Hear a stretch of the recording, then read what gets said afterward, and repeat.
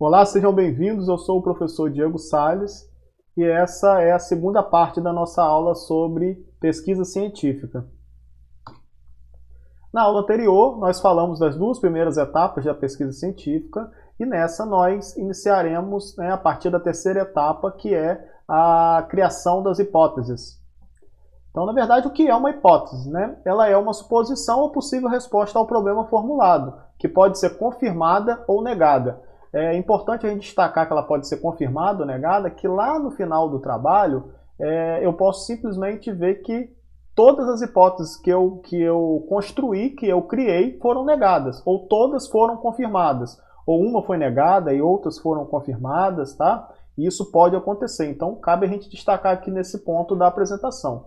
Ela deve ser estruturada sob a forma de afirmativa. Lembra que a questão, o problema, ela precisa ser em forma interrogativa, em forma de pergunta. Aqui ela tem que ser em forma afirmativa, tá? O problema é visto como uma indagação e a hipótese é uma resposta possível para essa indagação. Ou seja, as hipóteses são possíveis respostas para aquele determinado problema que nós criamos lá atrás, certo? O papel da hipótese é indicar os caminhos da pesquisa. Então, olha como é importante. O papel dela é indicar os caminhos da pesquisa. A partir da criação das hipóteses, eu vou conseguir nortear a minha pesquisa, certo? Costa e Costa, no seu trabalho, no seu e-book, eles descrevem algumas regras básicas aí para formular as hipóteses. A primeira regra é formular numa linguagem clara e simples, evitando termos ambíguos e confusos, ou seja, direto e reto. As hipóteses têm que ser construídas direto e reto, tá? Não ser expressa em termos muito amplos ou gerais, devendo ser específico. Cada hipótese tem que ser muito específica para a gente confirmar ou negar ela lá no final do trabalho, tá? No final da nossa pesquisa. Não se basear em valores morais, isso também é muito importante. Partindo desses princípios aí, ou seja, conhecendo essas regras de formulação das hipóteses, a nossa questão problema lá atrás era em qual área os dispositivos móveis podem melhor auxiliar no combate ao Covid-19 em Campos dos Goytacazes. A gente tinha duas possíveis áreas, a saúde e ou a educação. Então eu posso ter três hipóteses. Eu penso em três hipóteses aqui de forma bem simples. Primeira hipótese, eu vou investir aqueles 100 milhões de reais, eu vou investir toda aquela verba, ou a maior parte daquela verba na área de educação. Eu vou investir a maior parte daquela verba na área de saúde, ou tanto faz, eu vou investir nas duas áreas, a metade, os 50 milhões eu invisto na área de saúde, 50 milhões na área de educação. Quando a gente amadurecer um pouco mais o problema, a gente vai entender como eu posso quantificar a quantidade de recursos que eu vou investir em cada área, beleza? Então a gente criou três hipóteses. Ou investir mais recursos na área de educação, ou investir mais recursos na área de saúde, ou investir igualmente nas duas áreas. Tudo bem? E aí chegamos na quarta etapa, que é criar os objetivos, determinar os objetivos, certo? Os objetivos, eles vão responder essa pergunta aí. Para que pesquisar a temática escolhida? O porquê? O para que eu vou realizar essa pesquisa? Então isso é muito importante. Ela representa de forma resumida a finalidade da pesquisa, certo? E deve ser divididos em objetivo geral e específico. Aí eu coloco uma observação muito importante embaixo. O verbo no infinitivo, o verbo tem que ser no infinitivo e tem que indicar uma ação passiva de mensuração, tá? Ou seja, que a gente consiga mensurar, beleza? Nós vamos falar um pouquinho sobre os tipos de objetivos, tá? A gente viu ali atrás que são objetivos geral e específicos. O objetivo geral é um só, beleza? Ele define explicitamente o propósito do estudo. Portanto, é amplo e abrangente, tá? E ele vai ser articulado com os objetivos específicos, tá? Ele deve condensar tudo o que se quer da pesquisa. Na verdade, isso foi dito por Costa e Costa, tá? Na verdade, o que nós queremos dizer aí? Quando eu falo em objetivo geral, ele é bem geral, bem global, né? Ele pega o trabalho como um todo, né? O objetivo como um todo, ele é bem amplo, bem abrangente, como a gente vê destacado aí, beleza? No objetivo geral, nós utilizamos verbos, né? Como ele é muito abrangente, nós utilizamos verbos com significados abrangentes, tá? E aí está sendo dividido Neves, né? Neves é uma página na internet, eu coloco lá na lista de referência, então vocês podem realizar a consulta lá e verificar todos esses verbos que são mais utilizados, mas aqui já dá para a gente ter uma ideia bem bacana. Então, quando a gente pensa em conceitos, a gente pode utilizar verbos como conhecer, compreender, identificar. Quando eu falo em procedimentos, desenvolver, organizar, capacitar. Quando eu falo em atitudes, contribuir, valorizar, mostrar, tá? Isso é só um apanhado, eu só peguei alguns verbos aí para a gente ter uma ideia que já há algo que nos norteia, tá? Em relação aos objetivos gerais, ao objetivo geral, melhor dizendo. Os objetivos específicos são um detalhamento do objetivo geral e correspondem aos passos necessários que você deverá tomar para atingir o objetivo geral. Ou seja, os objetivos específicos são todas as ações que eu preciso executar para atingir o objetivo geral. Simples assim, beleza? Um ponto muito importante que normalmente é dúvida dos alunos. Quantos objetivos específicos eu tenho que ter? Objetivo geral, apenas um. Quantos objetivos específicos eu tenho que ter? Entre 3 e 6. Não menos de 3, né? E não mais de 6. Beleza? Então, entre 3 e 6 está adequado. Isso é o que a gente vê com grande frequência nos trabalhos, nas pesquisas, tá? Os objetivos específicos, né? São verbos, a gente utiliza verbos com significados mais restrito, mais direcionado. Tranquilo? Então, por exemplo, se a gente quer falar de análise, a gente pode utilizar verbos como analisar, classificar, comparar, diferenciar, né? Quando eu falo de avaliação, selecionar, estimar, avaliar. Quando eu falo de compreensão, deduzir, descrever, determinar, tá? Quando eu falo de conhecimento, registrar, definir, enumerar. Quando eu falo de síntese, organizar, estruturar, documentar. Tá? Quando eu falo de aplicação, praticar, empregar, etc. Tá? Então é muito importante que a gente dê uma olhada nessa página lá que eu disponibilizei para vocês. Na verdade, existem diversas páginas na internet que possuem essa listagem de verbos, tá? Não quer dizer que se eu utilizar um verbo que não esteja nessas listagens está incorreto, mas ali a gente consegue se direcionar mais adequadamente, é mais fácil principalmente para quem está iniciando, beleza? Seguindo o nosso exemplo, vamos pensar no seguinte: o objetivo geral para a nossa pesquisa aí, dentre esse exemplo que nós estamos trabalhando, seria identificar as áreas com maior necessidade de uso de dispositivos móveis para auxiliar o combate ao Covid-19 em Campos dos Goytacazes, sobre a ótica dos profissionais de tecnologia da informação. Reparem que, no objetivo, eu delimitei ainda mais o meu tema, tá? Eu adicionei aí os profissionais de tecnologia da informação. Por quê? Vamos supor que eu julguei aí que esses profissionais seriam os mais adequados para ter entendimento dos recursos tecnológicos dos dispositivos móveis. Beleza? E a partir daí, né, então eu tenho esse objetivo geral, ou seja, eu quero identificar ali dentro daquelas áreas quais são as que têm mais necessidade, tá, né? Sobre o uso de dispositivos móveis e como seriam esses objetivos específicos. Então, poderia ser o seguinte: eu quero realizar um levantamento biográfico sobre o uso de dispositivos móveis, tá, na medicina e na educação. Por quê? Na área de saúde e na área de educação. Por quê? Porque são as áreas que eu quero atingir ali. Tá? Por que eu vou fazer esse levantamento biográfico? Porque eu quero criar um questionário que vão ter perguntas direcionadas aí para os recursos de dispositivos móveis na área de saúde e para o uso desses recursos dos dispositivos móveis na área de saúde e na área de educação, certo? E para eu não chutar, para eu não tirar da minha cabeça, eu faço um levantamento. Eu entro lá na literatura, faço um levantamento biográfico, né?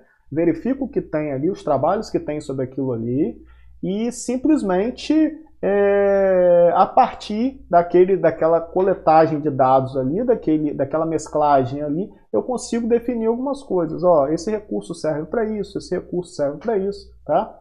Então, o primeiro objetivo seria fazer esse levantamento bibliográfico, né, nas áreas sobre o uso de dispositivos móveis na área de saúde e na área de educação. Beleza. O segundo seria criar um questionário com esses pontos que eu busquei aí no levantamento bibliográfico. Tá? Um terceiro objetivo específico seria aplicar esses questionários aos profissionais de TI. Tá? Um quarto seria realizar uma análise desses questionários. Então, eu posso realizar uma análise, por exemplo, quantitativa, né? Ou quali-quantitativa. Imagina que meus questionários seriam com perguntas, só com perguntas fechadas, tá? Só com perguntas de múltipla escolha. Então, por aquelas perguntas de múltipla escolha, se eu tivesse 10 perguntas, 5 voltadas à área de educação, 5 voltadas à área de saúde, eu poderia contar, por exemplo, no final, quais foram as áreas mais interessantes. Eu consigo quantificar quais foram as áreas mais importantes de acordo com os respondentes. Então, dali, eu direcionaria, por exemplo, que 70% dos respondentes acharam que seria melhor investir na educação, ou 60% dos respondentes acharam melhor investir na área de saúde. Então, a partir daquilo ali, daquela análise, né, eu conseguiria dizer qual hipótese seria mais adequada. Então, a gente está vendo que uma coisa vai amarrando a outra, certo? Tranquilo? E aí, a gente entra na quinta etapa, que é a etapa de justificativa, certo? É onde eu vou justificar a minha pesquisa. Essa é uma das etapas primordiais, tá? Pensa sempre no seguinte, ela vai responder por que fazer essa pesquisa? Ela sempre vai responder essa pergunta. Por que eu faço essa pesquisa? Tem o porquê de eu fazer essa pesquisa? Imagina, eu vejo muito em sala de aula pesquisas ou justificativas escritas com 2 ou 3 linhas. Imagina que você tenha um tópico na sua pesquisa, tá? No seu TCC, por exemplo, e naquele tópico você escreva 3 linhas para justificar o porquê realizar uma pesquisa de 1 ano. Não que a quantidade de linhas seja algo excludente, seja algo que diga se está bom ou não está bom, né? Se está adequado ou não está adequado. Mas a gente pode incorporar muito mais características daquele texto. Né? A gente pode fortalecer muito mais aquele texto. Olha que colocação bacana que Ferreira dá aí. A justificativa ela ressalta a importância do problema a ser investigado nas perspectivas acadêmica, tecnológica, científica, filosófica ou social. Quando a gente usa esse ou aí, quer dizer que pode ser em uma delas ou em todas. Tá? Poderia ser uma perspectiva só acadêmica, eu posso realizar uma pesquisa científica que só vai ter um cunho acadêmico, eu posso realizar uma pesquisa científica que só vai ter cunho tecnológico, ou acadêmico e tecnológico, ou científico, ou social, ou todas elas. Então é importante que a gente faça que a gente escreva isso com muito cuidado, tá? A gente está vendendo a nossa pesquisa. Imagina que você está vendendo aquela pesquisa ali. A pessoa vai ler a justificativa da sua pesquisa para saber o porquê que você está realizando aquela pesquisa. É muito importante que você escreva muito bem essa justificativa. Uma dica que eu dou é sempre que tem algo relacionado à lei, sempre que a gente tem, por exemplo, no caso do Covid, imagine que foi decretado lá pelo Congresso, né, que uma determinada verba ela precisa ser aplicada na área do Covid-19. Então a gente pode citar essa lei lá. Ou seja, essa lei ajuda a embasar o porquê da gente estar realizando aquela pesquisa. Porque o Congresso está dizendo que tantos por cento dessa verba aqui precisa ser aplicada para a extinção do Covid-19. Então a gente pode citar essa lei, né? E a gente pode ir colocando, por exemplo, parágrafos, né, indicando aí a questão, a perspectiva acadêmica, tecnológica, etc. Então é bem bacana a gente seguir esse modelinho aí, tudo bem? Na etapa 6, nós vamos falar da fundamentação teórica, tá? A fundamentação teórica, ela é uma etapa muito importante, tá, da nossa pesquisa, e ela diz o seguinte, ela responde o seguinte: o que já foi escrito sobre o tema? É importante, né, que nós... lembra que eu falei lá no começo do orientador? O orientador vai ser a pessoa que vai te direcionar aí para as bases de dados corretas, para os principais autores da área, tá? Então, tudo que já foi escrito que é relevante para o seu trabalho tem que constar na sua fundamentação teórica, tá? Almeida 2020 fala o seguinte: a fundamentação teórica, revisão da literatura ou revisão bibliográfica apresenta os conceitos teóricos que nortearão o trabalho. Então, toda teoria que a gente encontra na literatura relacionado, né, ao nosso trabalho, né, que vai nortear a nossa pesquisa, ela vai ter que constar na fundamentação teórica, beleza? E eu coloco um ponto aqui embaixo legal para a gente considerar, tá? Porque muitas vezes os alunos me perguntam: professor, fundamentação teórica, o que é revisão da literatura? São semelhantes. Fundamentação teórica, revisão da literatura, revisão biográfica, existem ainda outros termos, né? Normalmente isso é um termo que é definido pelo modelo da pesquisa da universidade, tá? Ou da instituição de pesquisa. Ainda quando a gente fala em fundamentação teórica, entra um ponto muito importante para a gente, né? Que são onde buscar essas informações. Eu vou no Google, vou acessar o Google lá e vou buscar os artigos, né? Existem, né? Quando a gente fala em buscar informações, a gente tem que falar de bases de dados, né? E as bases de dados são locais onde são armazenados documentos científicos digitais. Quando eu falo em documento científico, quer dizer TCC, artigo de periódico, artigo de congresso, livros, tá? Teses, dissertações, etc. Tudo isso é considerado documento científico, material científico. E existem bases de dados que são restritas e gratuitas, né? As restritas, a mais conhecida no Brasil é o portal de periódico da CAPES. Na verdade, ele não é uma base de dados, é um portal. E dentro daquele portal, você acessa a base de dados, tá? Mas quem pode acessar esse portal? Instituições de ensino e pesquisa que são conveniadas à CAPES, tá? Aí o aluno precisa estar vinculado à instituição. Normalmente, para os alunos, tá? Essa pesquisa só pode ser feita de dentro da instituição. Para os professores, né, para os pesquisadores em si, ela pode ser feita de fora, com usuário e senha. O aluno não tem usuário e senha, ele acessa diretamente pela rede da instituição, então fica muito restrito realmente, né? Por mais que você tenha acesso a artigos de qualidade, a materiais de qualidade, o acesso fica muito limitado a ter que ser em determinados horários de funcionamento, de laboratório, né, etc. Então, por isso que nós temos aí, né, na verdade, aí, né, em contrapartida a isso, nós temos as chamadas bases de dados gratuitas, né? Eu dei alguns exemplos aqui que são os que eu costumo utilizar em sala de aula, que é o Google Acadêmico, Cielo, Base e Dodge, tá? Um ponto importante é que o Google Acadêmico, ou Google Escolar, a pesquisa do Google Escolar, ela não é a mesma pesquisa do Google tradicional. Então, eu vou acessar o Google lá e realizar a pesquisa por determinado tema. O retorno dessa pesquisa não é igual ao retorno da pesquisa que eu vou fazer no Google Acadêmico, certo?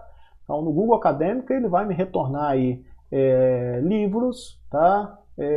Apostilas, artigos dos mais diversos, né? Teses, monografias. Na base do Cielo, por exemplo, ele vai retornar para a gente só artigos científicos, tá? No Google, um ponto bacana é que eu posso utilizar aquelas técnicas mais avançadas de pesquisa, como aspa dupla, como comando file type para buscar um determinado tipo de arquivo. Então, o sinal de mais, eu posso utilizar alguns recursos nesse sentido no Google Acadêmico que funciona também normal, tá? E a gente tem a Base e a Dodge, então esse conjunto de bases gratuitas, eles nos ajudam muito. Através deles, por exemplo, eu consigo buscar praticamente qualquer conteúdo científico aí que eu precise, tá? Um ponto bacana é que nós teremos uma aula só sobre isso, só sobre base de dados. Na verdade, uma aula só sobre base de dados restrita, o acesso ao periódico da CAPES, sempre tudo como ele funciona, toda a parte dele ali dentro, como acessar as bases de dados, como acessar os artigos, como inserir as palavras-chave mais adequadas, e também teremos uma aula só com bases de dados gratuitas, tá? Do Google, vou falar especificamente do Google Acadêmico, da Cielo, da Base, da Dodge, tudo bem? Então, nós encerramos aí a segunda parte da nossa aula sobre pesquisa científica. Até a próxima aula.